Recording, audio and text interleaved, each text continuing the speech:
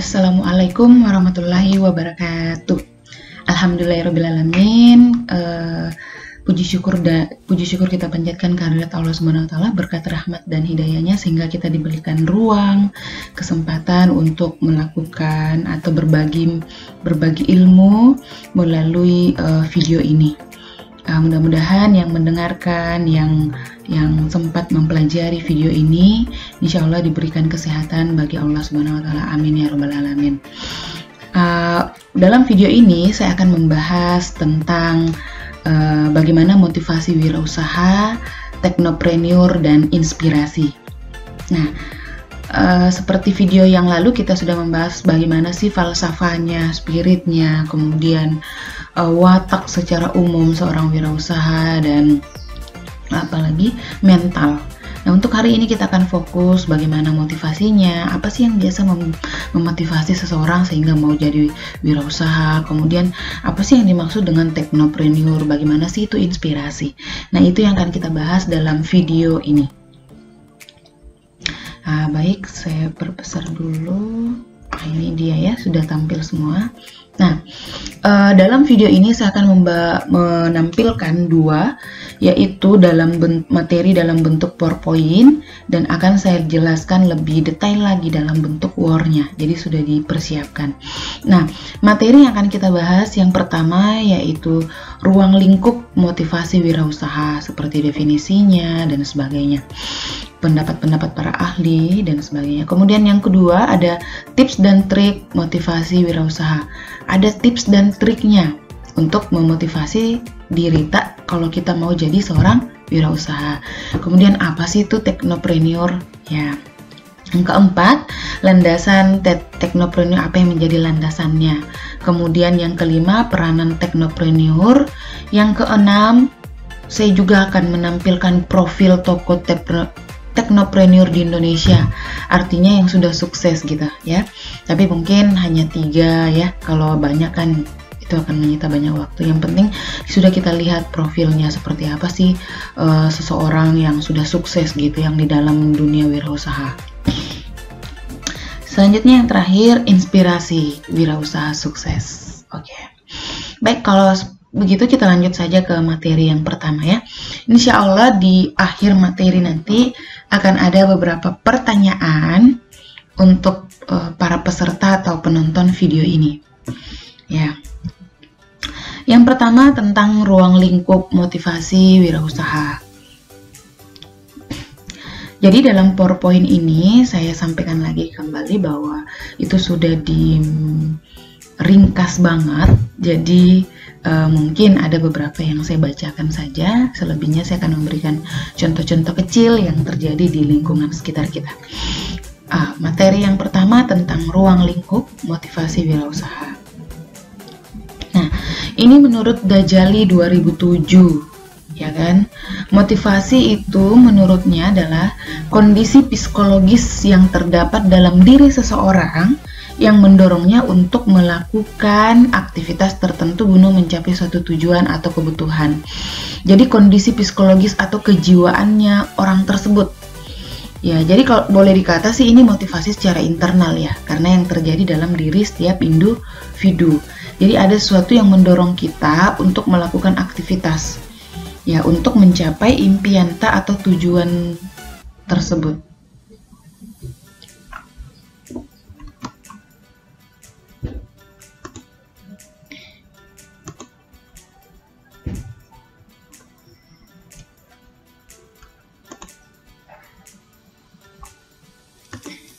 Nah, itu tadi definisi motivasi menurut Dajali ya.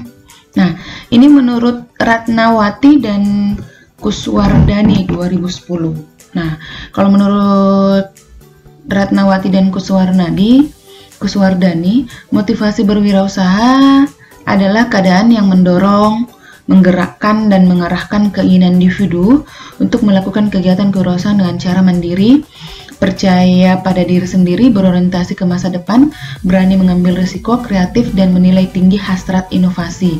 Jadi, menurutnya, motivasi ini adalah keadaan yang mendorong kita, menggerakkan kita. Contoh kecil ya, misalnya, kita sebenarnya sudah mempunyai pekerjaan di luar, tapi mungkin gajinya sekitar 2,5. Tetapi kita punya kebutuhan itu lebih dari 2,5 tersebut. Mungkin kita butuh biaya 4-5 jutaan, ya kan? Hal tersebutlah yang membuat orang kadang termotivasi hingga mendorong mereka dan menggerakkan mereka, mengarahkan mereka untuk melakukan kegiatan-kegiatan secara mandiri dengan membuka usaha, kemudian membangun percaya diri mereka karena adanya masalah tersebut tadi itu, kebutuhan. Nah, itu salah satu contoh saja ya. Baik, nah motivasi seorang menjadi wirausaha dibagi dalam 3 dimensi. Ya, ini menurut Wannesaer, Kolbre, dan Plister 2006. Yang pertama itu adalah karena adanya ambisi for freedom atau ambisi kemandirian. Ya, seperti aktivitasnya lebih bebas, ya kan, memiliki usaha sendiri. Ini motivasi seseorang menjadi wirausaha. Jadi dia bagi atas 3 ya. Ambisi kemandirian artinya secara individu. Yang pertama yaitu aktivitasnya lebih bebas. Ya memang. Kemudian memiliki usaha sendiri, menjadi lebih dihormati, terdepan dalam menerapkan ide baru, mengembangkan hobi dalam bisnis. Ini juga yang memberikan orang motivasi. Kenapa mau buka usaha? Karena kalau kita jadi wirausaha, kita yang atur sendiri. Berbeda kalau misalnya kita kerja, anggaplah sebagai pegawai negeri sipil, PNS, atau kita kerja di sebuah bank atau perusahaan lain. Intinya kita jadi anggota lah. Kita akan diatur dengan beberapa aturan yang berlaku di kantor tersebut. Seperti ceklo. Kalau kita jadi wirausaha, aktivitas kita lebih bebas, tidak ada lagi ceklo, ya kan kita yang ngatur. Kemudian kita memiliki usaha sendiri, kita yang mengatur SDM, tempat, pemasaran, produksi, dan sebagainya. Karena usaha itu kita yang punya, sekalipun mungkin karyawannya baru 2 misalnya, ya kan. Kemudian ya kita lebih dihormati karena kita yang memiliki usaha tersebut misalnya. Kita yang akan terdepan menerapkan ide baru dan mengembangkan hobi bisnis kita sesuai dengan skill kita misalnya, atau bisnis itu memang kita sukai. Nah, itu salah satu ambisi kemandirian yang memotivasi seseorang. Nah, yang kedua adalah self-realization atau realisasi diri. Yang pertama adalah memperoleh posisi yang lebih baik di masyarakat. Ya pasti. Kita punya usaha, ya kita pasti punya posisi di lokasi itu atau di masyarakat tersebut, tempat usaha kita. Kemudian merasakan tantangan, iya pastilah. Kalau kita punya usaha sendiri, pekerjaannya itu tidak monoton. Artinya kita akan selalu mendapatkan tantangan-tantangan, pekerjaan-pekerjaan baru. Oh, SDM saya baru 2. Oh, modal saya 10 juta, bagaimana modal saya ini bisa bertambah, ya kan? Bagaimana SDM saya ini bisa bertambah? Ini contohnya ya. Kemudian bagaimana tempatnya ini saya bisa dekorasi sesuai dengan kebutuhan yang terjadi di zaman sekarang misalnya. Itulah kita bisa merasakan tantangan dari berbagai hal, ya kan?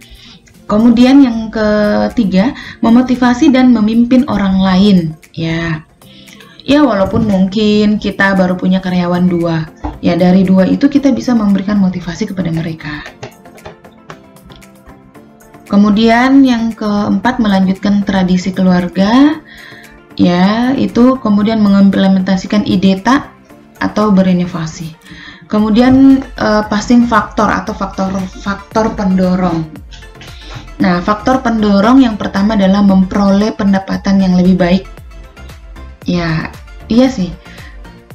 Kalau kita berwirausaha, kita kan, apalagi kita yang punya usaha itu, kita tidak bisa mendapat kita boleh dibilang atau boleh dikata kita dapat upah profit itu hampir tiap hari.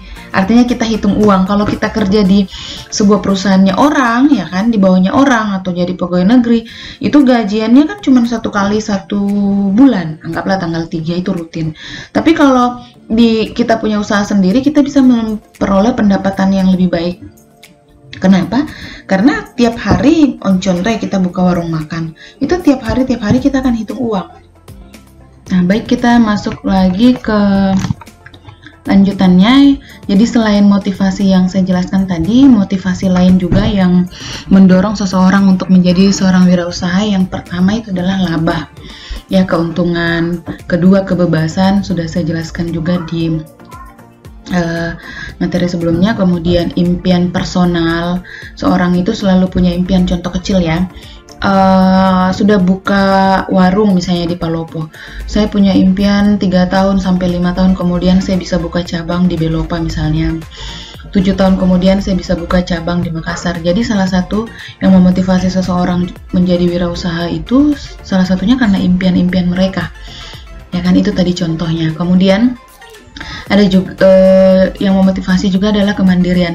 Banyak orang yang misalnya saya mau hidup mandiri, saya mau mandiri dalam hal bekerja. Wirausaha itu salah satu solusinya atau jawabannya.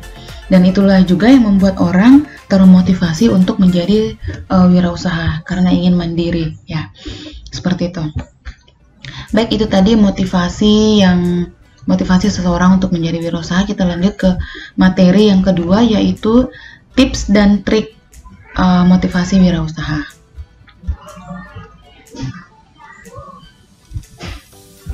Nah, itu ya, ada beberapa tips dan trik di sini.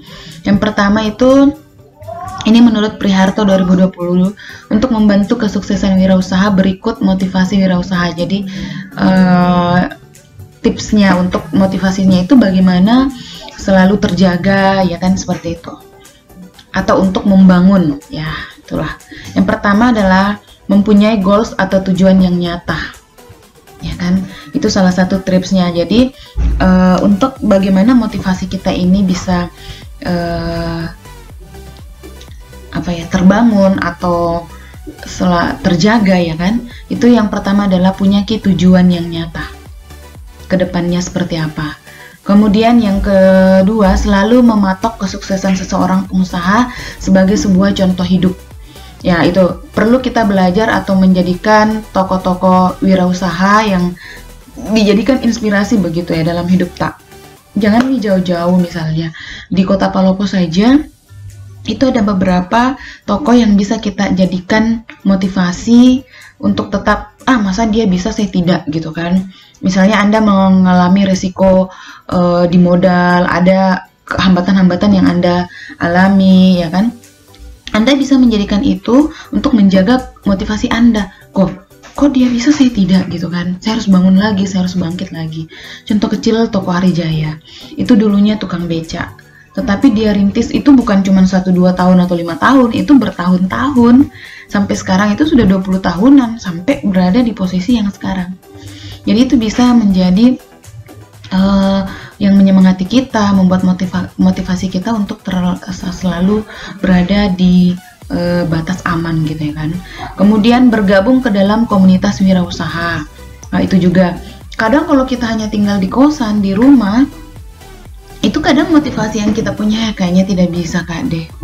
Tapi kalau misalnya kita bergabung nih ya ke dalam komunitas wirausaha, kita hari ini misalnya lagi lemas, ya kan, lagi loyo, lagi down, ya. Tapi karena kita ada komunitas yang selalu membangun kita, memberikan kita spirit, ya, itu bisa menstabilkan motivasi kita loh.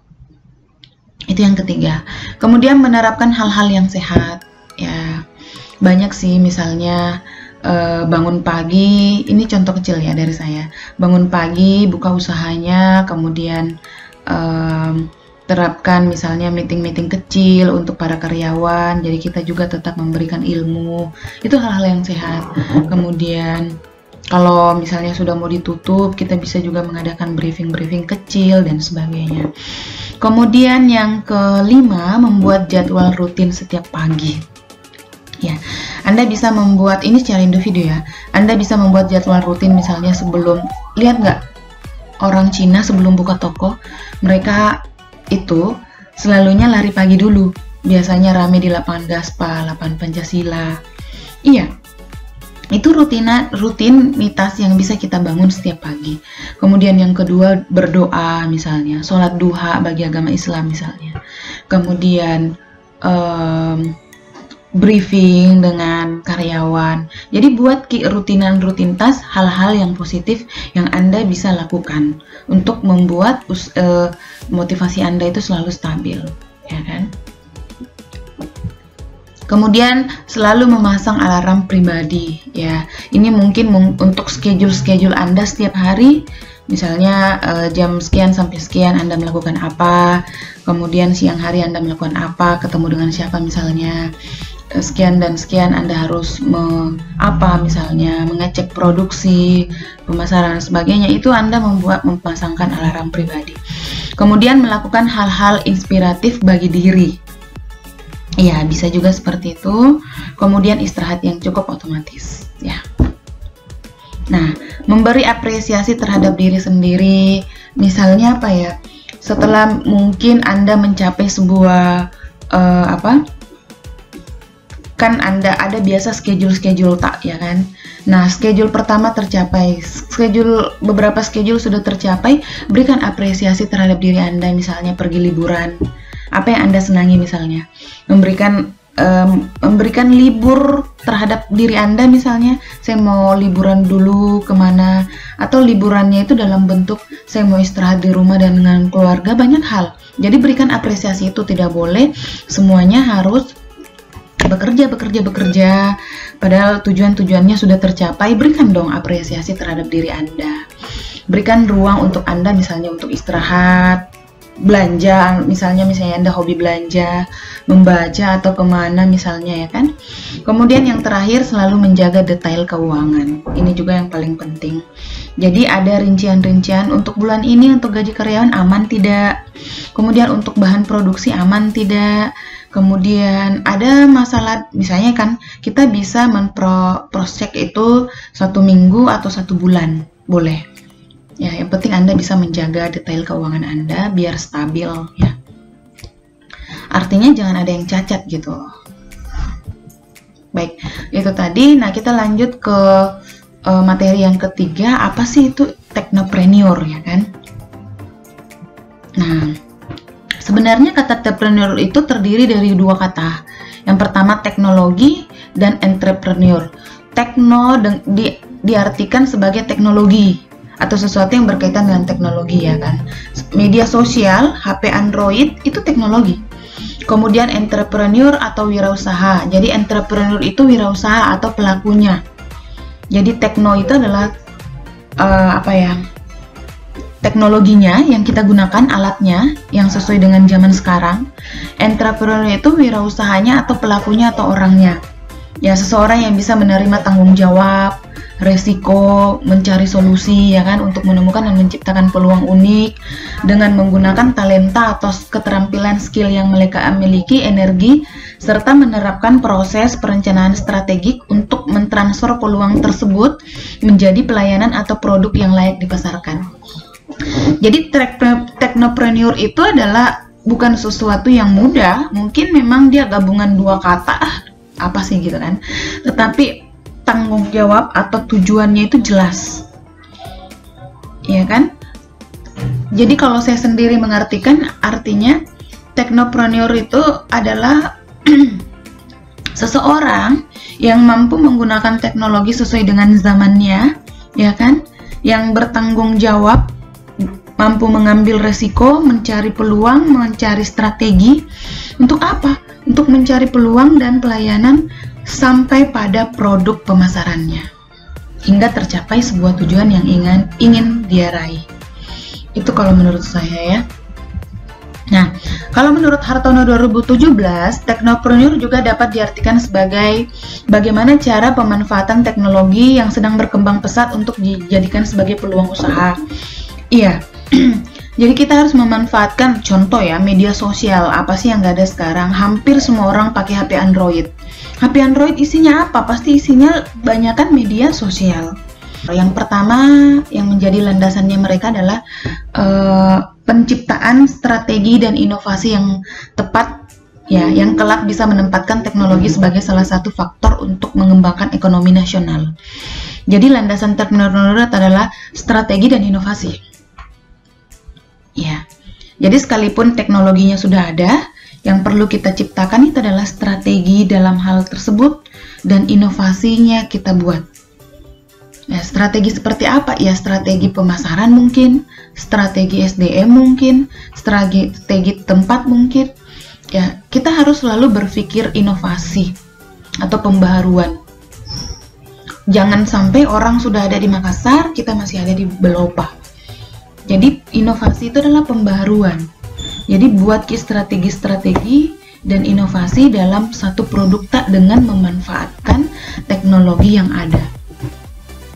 Ya, contohnya. Jadi jangan lepas dari teknologi apapun yang kita bikin. Strateginya matang, inovasinya matang, teknologinya tidak ada, itu juga nihil. Mustahil itu ya. Jadi inovasi yang dimaksud di sini adalah contoh ya.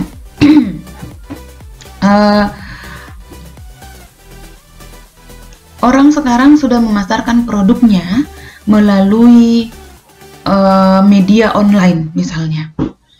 Tidak ada lagi pasar sentral. Singgah ki bu, singgah ki sayang, tidak ada lagi. Tetapi semua hampir produk yang kita pasarkan itu, ini contoh inovasi pemasaran ya. Tidak ada inovasi yang lain. Semua melalui media online. Jadi sebisa mungkin harus Anda bisa cakap di depan media. Harus Anda bisa berbicara depan media. Buat memang strateginya. Oh, yang kita pasarkan ini produk-produk untuk kelas menengah ke bawah. Ya kan? Berarti harganya tidak boleh terlalu mahal dong. Berarti produknya juga yang biasa-biasa saja sesuai dengan yang harganya misalnya. Inovasi pembaruannya, pemasarannya nanti mulai dari pengantaran produknya, pemasarannya melalui media online itu perlu dipikirkan, itu inovasi. Jadi video kita buat dalam video YouTube misalnya, kita bisa share linknya ke media sosial yang kita punya, itu salah satu. Kemudian yang kedua, kita boleh melakukan siaran langsung di mana banyak pengikut tak misalnya. Oh, di Facebook kita bisa melakukan siaran langsung. Jadi kita bekerja sama dengan teman tak untuk membantu itu. Kemudian landasan selain strategi inovasi selalu membutuhkan inovasi dan strategi yang matang, pastilah. Teknopreneur dalam usahanya juga harus mampu menjawab kebutuhan masyarakat akan peralatan yang menggunakan teknologi yang akhirnya akan meningkatkan daya beli masyarakat. Ya, contoh kecil sekarang. Saya itu sudah jarang membeli atau langsung ke hypermart misalnya. Paling ke hypermart kalau punya banyak waktu luang. Atau itu pun saya jadikan sebagai hiburan saja. Tapi kalau untuk membeli kebutuhan misalnya ya, kebutuhan yang seperti sepatu, jilbab, pakaian, itu kadang saya menggunakan teknologi media sosial untuk membelinya karena apa ya, lebih praktis, mudah, langsung datang lagi di rumah tak, harganya juga terjangkau. Nah, itu yang perlu kita lihat, kebutuhan-kebutuhan masyarakat, kemudian apa yang digunakan sekarang masyarakat, hampir remaja, bahkan orang tua itu sudah menggunakan media sosial. Ya, jadi meningkatkan daya beli masyarakat, ya kan? Kalau bisa pelayanannya ditingkatkan lagi, dikemas barangnya dengan baik, benar-benar kalau misalnya sampai dengan cepat, ya kan? Dan barangnya sampai dengan utuh, gitu. Nah, itu yang menjadi landasan. Kemudian yang ketiga juga adalah seorang teknopreneur itu senantiasa memperkaya dirinya dengan ide dan inspirasi. Makanya kadang saya itu jangankan jadi wirausaha, jadi dosen mengajar saja, kadang saya membuka beberapa YouTube, baca buku melalui e-book ataupun cetaknya, supaya ide-ide kita itu selalu bertambah, inspirasi kita itu banyak. Tapi kalau kita jarang nonton TV itu hal yang bagus loh. Nonton YouTube itu hal yang bagus pada saat kita mampu memetik dan mengambil setiap apa yang kita butuhkan. Jadi nontonlah itu sesuai dengan kebutuhan Anda. Supaya inspirasi Anda tetap bertambah. Bergaul dengan orang, jangan hanya diam di rumah. Jadi kalau kita hanya mengandalkan diri kita, bisa jadi apa yang kita dapat ya itu saja, nggak ada inspirasi dari luar, nggak ada ide yang bertambah. Tapi kalau kita bergaul, kita tidak membatasi pergaulan kita, ya kita bisa tahu ya kan apa yang dibutuhkan sekarang. Jadi secara otomatis seorang entrepreneur itu punya landasan dari segi idenya dan inspirasinya itu. Ya. Nah, materi yang kelima adalah peranannya teknopreneur. Apa sih perannya? Ya kan? Ya, peranan teknopreneur dalam bidang ekonomi. Ada juga dalam bidang sosial, ada dalam bidang lingkungan, ada juga dalam bidang esensi dan inovasi. Oke. Nah, peranannya judul dari bidang ekonomi ya. Teknopreneur itu dapat meningkatkan efisiensi dan produktivitas produk yang dihasilkan. Ya. Otomatis produk-produk yang kita hasilkan itu akan meningkatkan ekonomi, bukan hanya ekonomi tak sebagai wirausaha, ekonominya SDM tak juga, dan masyarakat. Ya, karena sekarang itu UMKM itu memiliki pajak. Nah, pajak kita hidup kan, manusia hidup, orang digaji itu kan dari pajak. Jadi itu otomatis akan meningkatkan dalam bidang ekonomi. Kemudian dengan teknologi, teknopreneur dapat meningkatkan pendapatan perusahaan. Teknologi-teknologi yang kita buka itu kan tidak gratis, ya kan? Kemudian semakin banyaknya teknopreneur baru muncul, semakin banyak pula lapangan kerja yang tercipta. Makanya aku bilang, teknopreneur itu bukan hanya kita yang merasakan. Ya, bayangkan kalau menurut data Indonesia yang paling banyak penganggurannya. Tapi kalau kita berpikiran, hampir semua orang lah, anggaplah yang saya ajar dalam kelas misalnya, semua punya jiwa wirausaha setelah kuliah ini. Anda keluar dari kampus, Anda bukalah usaha kecil-kecilan, 1 ji dulu bu, karyawanku 2 ji dulu bu. Iya, kan dari hal kecil dulu. Itu Anda akan membuka peluang kerja yang banyak untuk masyarakat di luar atau lapangan kerja. Itu. Otomatis ekonomi akan teratasi. Kalau semua orang berpikiran seperti itu, ya kan banyak tuh jenisnya jadi teknopreneur atau jadi wirausaha. Ada yang dalam bentuk jasa, ada yang bentuk tenaga, produk dan sebagainya, banyak. Kemudian dengan berkembangnya teknopreneurship dapat juga menggerakkan sektor ekonomi yang lain. Sektor ekonomi tak bisa berjalan kalau masyarakatnya berjalan. Itu. Kalau masyarakatnya mati, ya tidak mungkin sektor ekonomi jalan. Bayangkan selama pandemi ini, kita kan vakum tuh di rumah. Jadi uang itu tidak jalan. Siapa yang pergi membeli? Otomatis produk makanan tidak jalan. Siapa yang mau menggunakan angkot misalnya, Grab misalnya, mati. Jadi kalau teknopreneur tidak jalan, sektor ekonomi juga bisa mati. Uang bisa mati karena tidak ada yang bergerak. Ini kan masyarakat yang bergerak. Sebenarnya yang paling banyak meningkatkan ekonomi itu adalah menengah sampai ke bawah. Karena kalau yang ke atas itu ya mereka kan hanya bergelut di bidang usaha yang besar. Seperti Vale itu kan besar. TIS itu besar. Nah itu ya peranan teknopreneur. Peranannya dalam bidang sosial apa? Yang pertama, meningkatkan pemahaman masyarakat dalam menggunakan teknologi dapat bermanfaat untuk kehidupan sehari-hari. Iya kayak misalnya, kalau misalnya teknopreneurnya itu sudah menggunakan media sosial. Tapi kalau tidak maka peranan yang ini tidak meningkatkan pemahaman masyarakat penggunaan teknologi itu tidak tercapai. Tapi kalau teknopreneurnya atau pelaku usahanya ini menggunakan media sosial dalam meningkatkan usahanya, berarti dia juga memiliki peranan dalam teknologi. Ya kan? Yang bagian B, mempermudah keperluan urusan masyarakat. Iya. Kalau Anda benar-benar sebagai teknopreneur atau hanya preneur doang, wirausaha tidak memanfaatkan teknologinya. Kalau kita menggunakan teknologi di zaman sekarang, itu pasti akan mempermudah. Ya, contohnya sudah banyak, mungkin kita juga pelakunya, pelaku itu ya.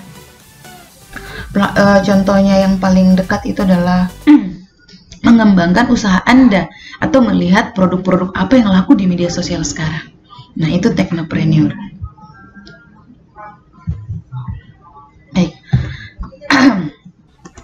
Ya, kita lanjut tadi di peranan. Jadi dalam bidang sosial, peranannya itu bukan hanya meningkatkan pemahaman masyarakat dalam penggunaan teknologi dan bermanfaat kehidupan sehari-hari, tetapi yang kedua juga mempermudah keperluan urusan masyarakat. Contoh kecilnya sekarang misalnya kita ingin memiliki gelas ini misalnya ya kan, atau ingin membeli headset misalnya. Itu kita tidak perlu jauh-jauh misalnya ke tokonya, tapi kita bisa memanfaatkan misalnya Shopee dan sebagainya. Itu akan mempermudah masyarakat. Ya, jadi kita melakukan hal-hal yang kita harus punya peranan itu sebagai, jangan mempersulit masyarakat, tapi lebih mudah mereka dapatkan. Kan, tapi dengan kualitas yang bagus. Kemudian memberikan solusi pada penyelesaian masalah-masalah sosial. Contohnya kita memanfaatkan produk-produk yang ada di masyarakat, itu juga menyelesaikan solusi mereka supaya mereka itu berperan juga dalam hal usaha kita gitu. Nah, selain dalam bidang ekonomi dan sosial, peranan wirausaha juga ada dalam bidang lingkungan. Yang pertama, dapat mengolah bahan baku dari sumber daya alam Indonesia secara lebih produktif dan tepat guna.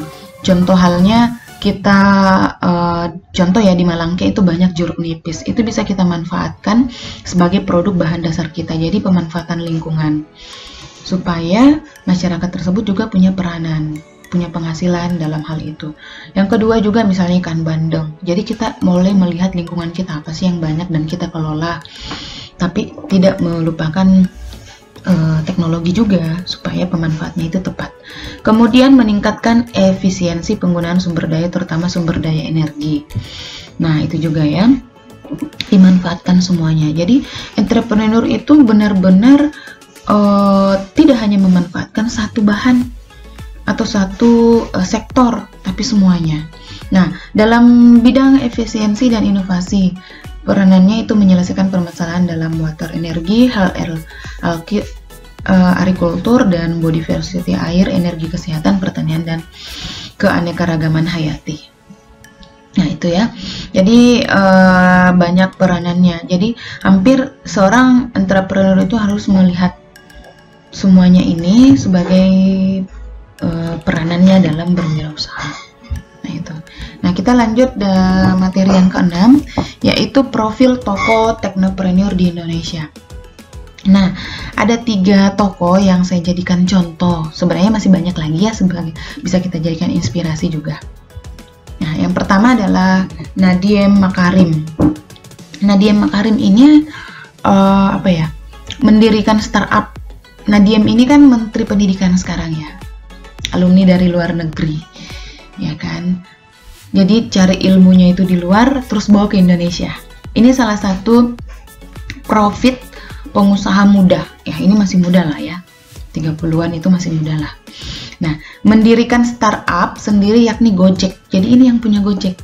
Jadi dia bekerja, cari ilmu di luar negeri, bawa ke Indonesia, terapkan di Indonesia. Seharusnya seperti itu. Ya. Jadi mendirikan startup sendiri yakni Gojek yang kini menjadi PT Aplikasi Karya Anak Bangsa. Gojek lahir dari kejelian insting bisnis Nadiem yang mengaku sering menggunakan ojek menjadi inovasi baru. Nah, mungkin dia lihat peluang. Oh, kalau selama ini kita naik bentor misalnya, ojek yang manual, dia manfaatkanlah peluang itu sebagai jenis usaha yang memanfaatkan teknologi. Jadi orang bisa menggunakan HP Android-nya, download aplikasinya, pesan, langsung datang di rumah, jadi tidak perlu lagi ambil PT-PT misalnya. Jadi bisa pemanfaat itu. Nah, boleh juga kalau misalnya Anda berpikir seperti ini, supaya PT-PT itu berjalan efektif, kalian bisa manfaatkan apanya misalnya. Jadi PT-PT-nya dapat, kitanya dapat, seperti Nadiem misalnya. Gojeknya orangnya, dia membuka peluang loh. Ya kan, lapangan kerja. Bayangkan ada berapa banyak Gojek di Indonesia.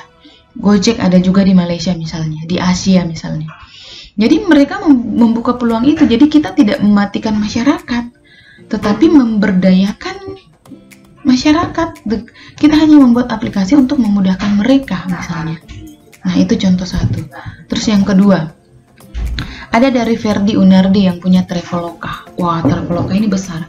Bahkan saya kalau mau berterbangan itu selalu tidak pergi lagi ke travel-travel yang ada di luar. Tapi kita bisa memanfaatkan, bukan berarti mematikan travel yang di luar, tidak, tapi membantu mereka, ya kan? Nah, Traveloka ini dimulai dari jenis perdagangan jasa kecil dan belum menjangkau hingga mancanegara.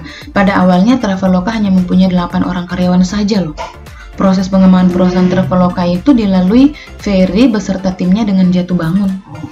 Nah, bayangkan. Ini baru 1 orang loh yang mengungkapkan. Belum kalau kita mewawancarai pengusaha-pengusaha yang ada di Palopo lah. Jadi jenisnya itu berbeda.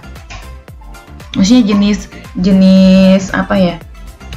Masalah-masalah yang mereka hadapi itu tidak ada seseorang yang langsung sukses. Termasuk yang diungkapkan oleh pengusaha Ferry Unardi. Ini yang punya Traveloka.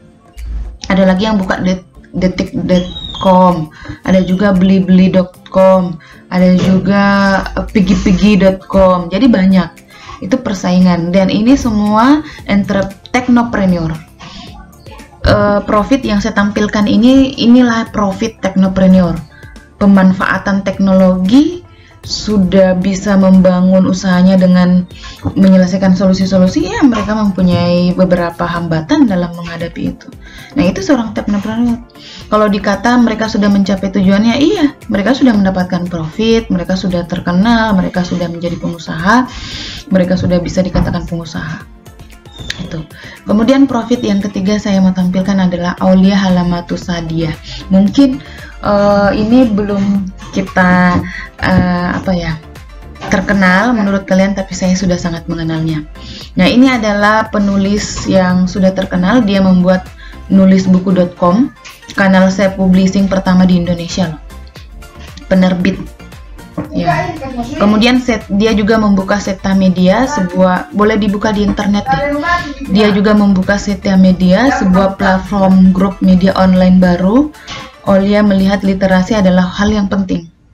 Ya, ini sebenarnya impian saya juga, ya kan, bagaimana membuka ruang menulis, ruang membaca melalui media. Jadi bukan hanya mahasiswa saya misalnya, tetapi bisa dirasakan oleh seluruh masyarakat yang ada di Indonesia, mungkin dengan memanfaatkan teknologi. Mudah-mudahan saya juga punya inspirasi dari Mbak Aulia ini hingga saya bisa membuka media teknologi yang di dalamnya itu ada literasi-literasi yang saya bisa membantu para penulis-penulis di luar dan membuka penerbit sendiri, percetakan sendiri dan sebagainya. Nah, itu impian saya, mudah-mudahan bisa terjalan.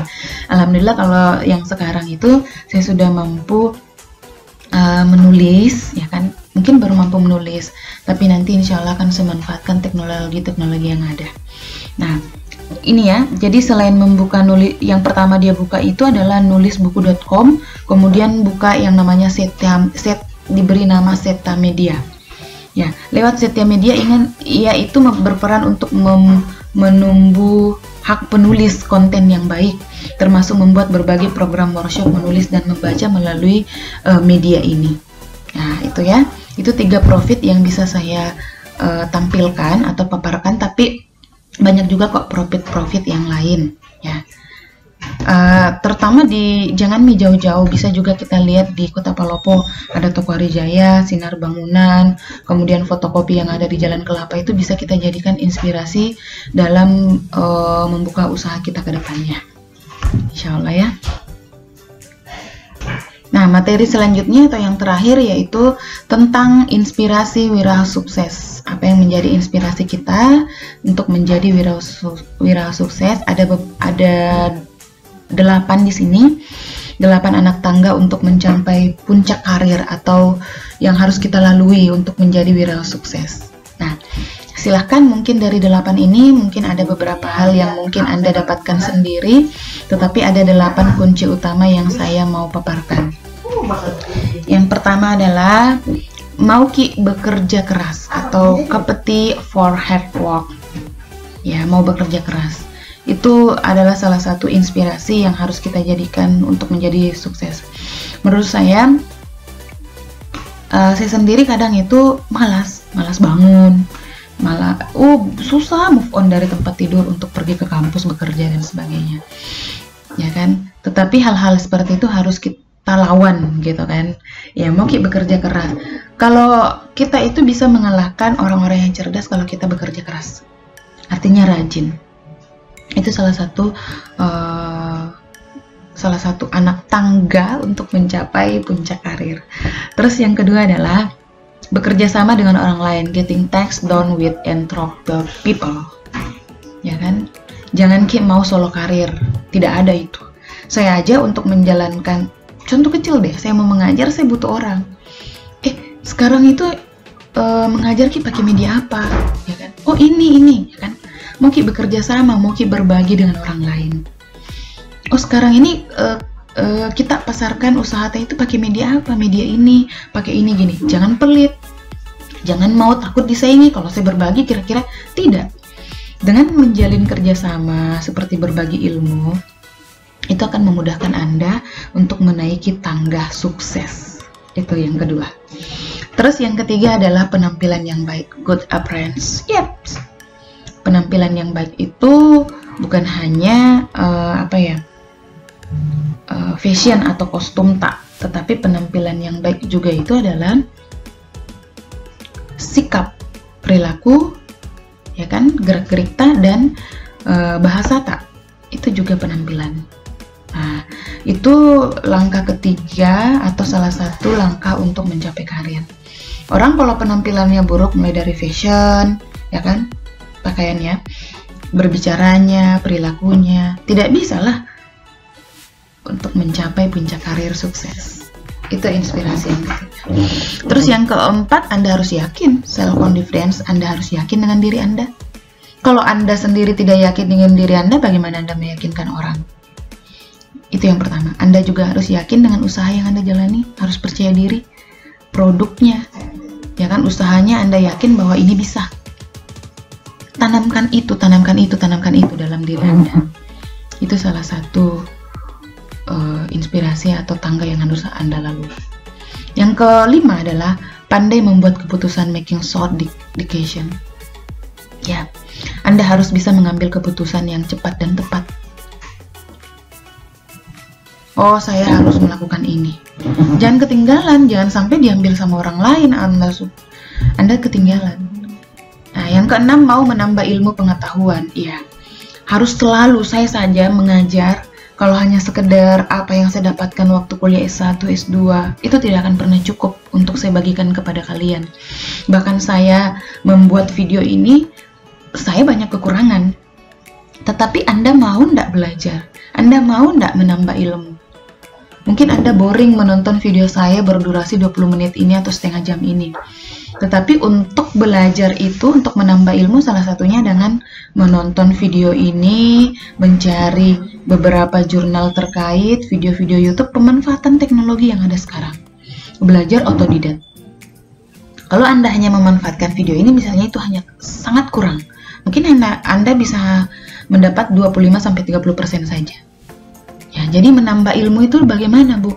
Mengikuti seminar-seminar, belajar otodidak, melalui video-video YouTube dan sebagainya. Kemudian banyak-banyak bergaul, itu menambah ilmu. Kemudian ambisi untuk maju. Kadang orang berpikir, kau itu terlalu ambisian. Tidak, ambisi yang baik, hal yang positif, kenapa tidak? Saya harus seperti ini, saya harus seperti ini. Iya, tetapi dibarengi dengan apa? Kerja keras tadi. Dan melibatkan kerjasama dengan orang lain. Ambisi itu penting loh. Kalau kita tidak punya ambisi, kita tidak punya tujuan dong. Ambisi and drive. Kemudian yang terakhir adalah ya otomatis harus pandai berkomunikasi, ability to communication. Harus kita pandai berkomunikasi. Karena siapa yang mau kita hadapi? Pelanggan, klien, kerabat, ya kan? Dengan pandai berkomunikasi juga kita mampu mendapatkan banyak informasi dari luar untuk perkembangan ilmu tak. Nah, itu 8 anak tangga secara umum yang bisa saya sampaikan untuk mencapai karir kesuksesan. Ya, mungkin masih banyak lain, tetapi inilah 8 yang boleh kita terapkan, boleh Anda lakukan, boleh Anda realisasikan dalam kehidupan sehari-hari Anda, kesehari-hari Anda, terutama biasakan Ki dulu untuk mencapai wirausaha sukses ke depannya. Ya, amin ya. Nah, baik itu saja 7 materi yang bisa saya sampaikan. Boleh nanti di kolom komentarnya, baik itu berupa pertanyaan atau saran, komentar, boleh melalui video YouTube saya, boleh juga kalau mahasiswa saya boleh melalui WhatsApp group ya. Nah, untuk mahasiswa saya ada beberapa soal latihan yang akan Anda lakukan secara individu dulu ya, tetapi terkait dengan apa yang saya jelaskan tadi. Jadi nonton back-back videonya dan jawab nanti soal latihannya. Nah, soal latihannya itu boleh Anda satukan melalui ketua tingkat dan dikumpul secara kolektif, dikirim melalui email saya. Nah, pertanyaan pertama saya bacakan ya. Menurut Anda apa saja yang memotivasi seseorang untuk berwirausaha? Jadi selain motivasi yang saya jelaskan, jangan masukkan itu lagi, tapi boleh Anda ramu menjadi pendapat Anda. Tuh. Terus yang kedua, menurut Anda apakah mata kuliah kewirausahaan itu dapat meningkatkan minat kewirausahaan kalian? Menurut kalian, kalau emang tidak, jawab aja tidak. Sejauh ini apa yang Anda dapatkan dari mata kuliah ini? Sudah ada 3 materi, ini materi yang ketiga. Kira-kira apa yang Anda dapatkan? Jelaskan ya. Kemudian yang ketiga, menurut Anda apakah peluang menjadi teknopreneur di Indonesia terbuka luas? Atau kalau iya, apa alasannya? Kalau tidak, apa alasannya? Yang keempat, anggaplah kelompok Anda atau diri Anda buat ini dalam kelompok wirausaha yang hendak mendirikan suatu usaha di bidang teknologi. Melihat dari kebutuhan masyarakat yang belum pernah terpenuhi sebelumnya, produk apa yang ingin Anda atau kelompok Anda hasilkan? Tapi secara individu dulu deh pendapat Anda. Kira-kira produk apa yang kira-kira bisa mengatasi solusi masyarakat dan yang memang belum pernah ada tapi memanfaatkan teknologi? Itu produk ya. Kemudian yang terakhir, berdasarkan 3 profil toko teknopreneur tadi, apa saja watak yang patut Anda atau yang Anda bisa petik, yang Anda bisa contohi? Oke, itu pertanyaannya. Baik, mungkin itu saja untuk video ini. Mudah-mudahan Anda bisa menontonnya ya dengan selesai. Ya, jangan lupa juga di subscribe, di like ya videonya. Baik, sekian dan terima kasih. Saya juga minta maaf kalau misalnya ada salah-salah kata. Biarlah kesalahan itu datangnya dari saya. Dan saya minta maaf kalau misalnya ada sesuatu yang buruk yang saya sampaikan. Ya, saya minta maaf. Mungkin saya akhiri dulu untuk hari ini. Fastabiqul khairat. Assalamualaikum warahmatullahi wabarakatuh. Terima kasih.